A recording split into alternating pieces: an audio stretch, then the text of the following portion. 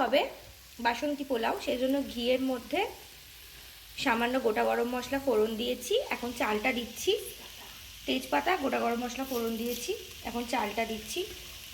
চালের মধ্যে হলুদ রং মাখানো ছিল, সামান্য হলুদ রং মাখিয়ে রেখেছিলাম।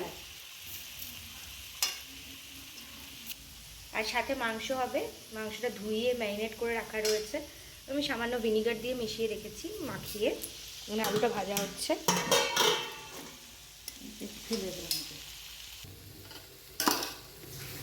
একটু নেড়ে দিচ্ছি।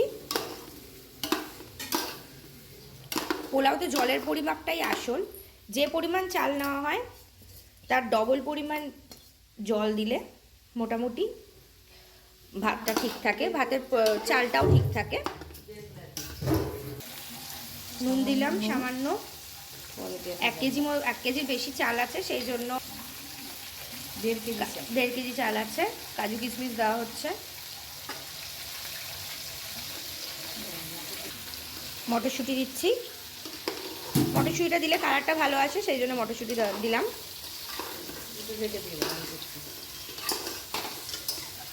এদিকে মাংসের জন্য পেঁয়াজ ভাজা হচ্ছে। জল দেওয়া হচ্ছে, জলের পরিমাণটাই এখানে আসল। লঙ্কা দেওয়া হয়েছে, এটা ফুটে গেলে লাস্টে মিষ্টি দেবো, কারণ চাল সেদ্ধ না হলে মিষ্টি দিলে চাল শক্ত থাকবে, এই জন্য লাস্টে মিষ্টিটা দেওয়া হবে। পোলাও একটু মিষ্টি মিষ্টি হয়, সেজন্য পোলাওয়ে লাস্ট মিষ্টি দিয়ে তারপর নামানো হবে। পোলাও তৈরি হয়ে গেছে, এখন ভাপে দিয়ে রেখেছি। চাপা দেওয়া থাকলে আরও ভালো হবে, আরও ঝরঝরে হয়ে যাবে। এদিকে মাংস রেডি।